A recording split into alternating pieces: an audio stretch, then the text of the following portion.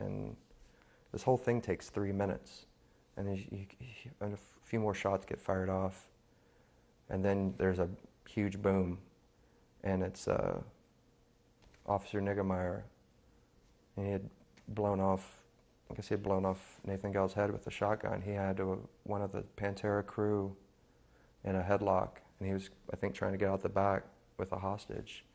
And Niggemeyer comes running to where the camera had been set up, and he's like, "You guys are all my witnesses, I had to do it." And he's not a cop at that point, he's just like a freaked out 31-year-old guy who just shot a man. He had his gun to his head, you had to do it. You saved a man's life.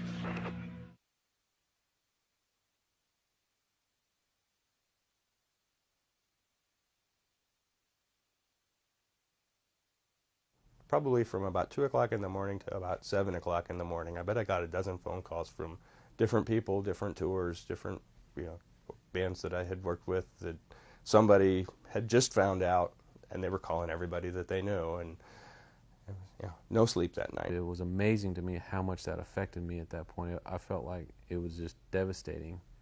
And the first person I wanted to call was Terry Glaze, and I called him, and he had heard about it.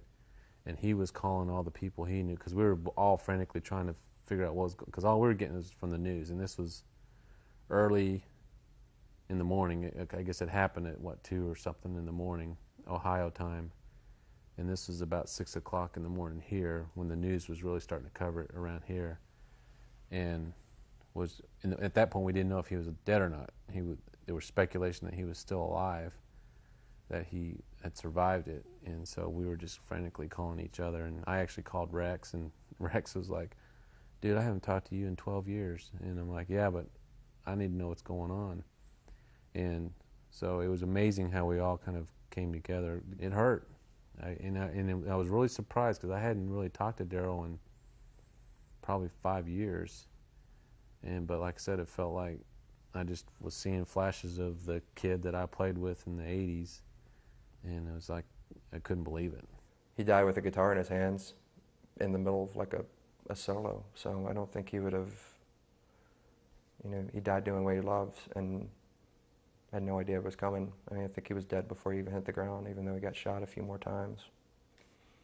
I think Nathan Gell had rushed the stage at a Cincinnati show like months before, and they had to drag him off the stage, and they didn't find a gun on him at that point, but he knocked over some lighting equipment, caused a few $1,000s worth of damage. The damage plan guys decided to not press charges because they didn't really want to go up with the hassle. It was a couple $1,000. It wasn't a big deal.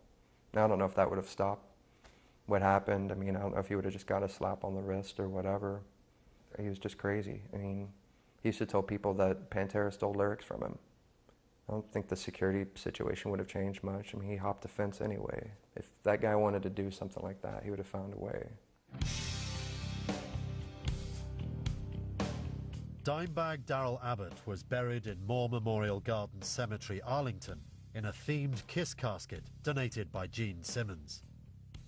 A public memorial service was attended by thousands of fans, and his private funeral by his heroes. You hear the stories at Daryl's funeral when Eddie Van Halen showed up, and he actually had a phone call that he had left on his voicemail from Daryl, because Daryl and Vince went and saw them play in, I believe it was Lubbock. They played a show in Lubbock, and Eddie played it, but you could tell that Daryl sounded like this little kid that was just like, you're the best, Eddie, you're the best. It was great. It was a magical show. It was awesome. Terry and I were standing at the funeral, and when Eddie was up there talking, I leaned over to Terry and told him, I said, "You know what?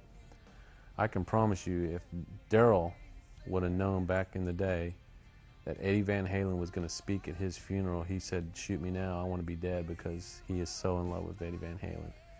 And it was very powerful that Eddie was there, and it was an amazing thing to see him and see how he spoke of Daryl.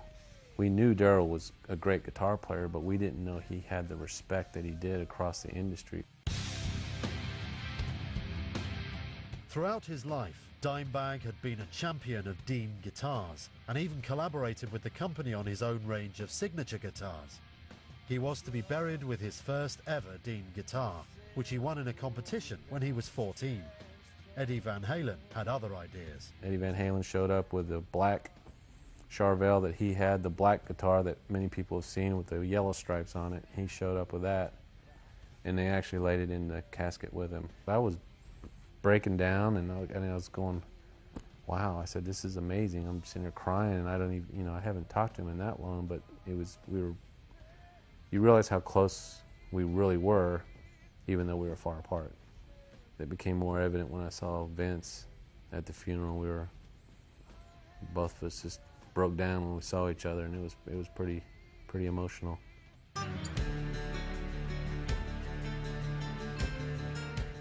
It was clear that Dimebag was well loved, respected, and missed.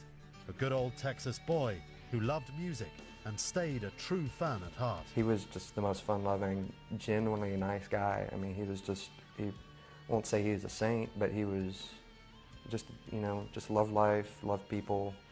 He was just,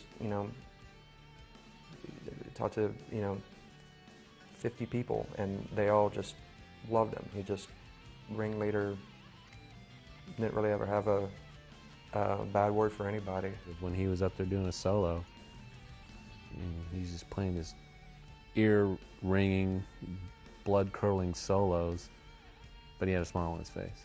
And I think that's what drew people to him, is he always just was happy, a happy guy. Daryl, you could just tell he just loved the crowd, and you could just tell he thanked them. When I covered his memorial service in Arlington, I went through the line. I was originally supposed to do some kind of man-on-the-street thing and, sort of gauge reaction, why people were out here. And there's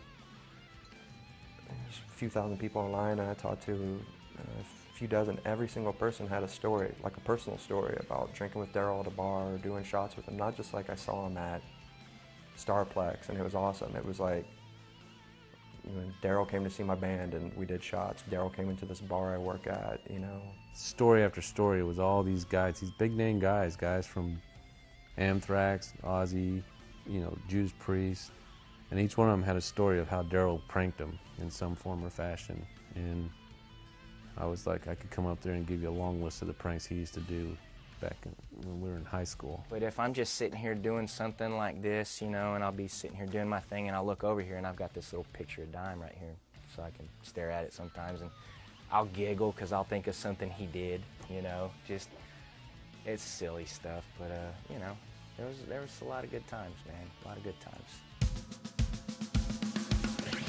As Vinnie Paul had only ever played in a band with his brother, it was unclear whether he would ever play in another band again.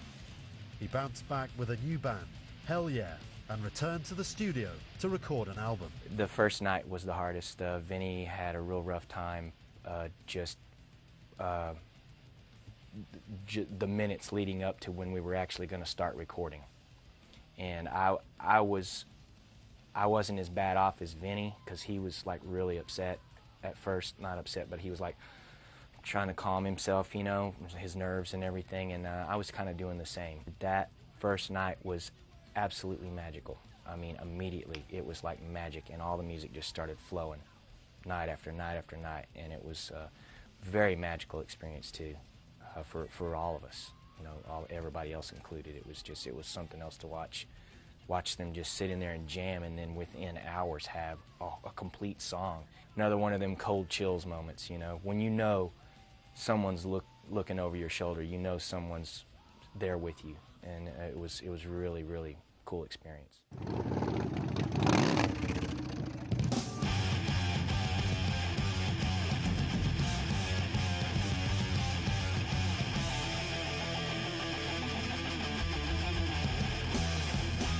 Dimebag's life and legacy is celebrated in Dallas each year with the annual Ride for Dime, a charity motorbike ride and concert organized by friends. The Ride for Dime idea came up like in March of 2005. There was a few of us on the damageplan.net message board that wanted to find some way to honor Daryl.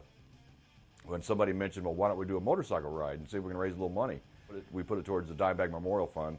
On August 20th, 2005, we had our very first ride. And we noticed that once the ride was over with, suddenly we started getting all these inquiries about it. Why didn't we know about it? We want to be part of it. And they said, what about us people without motorcycles? How can we be part of it?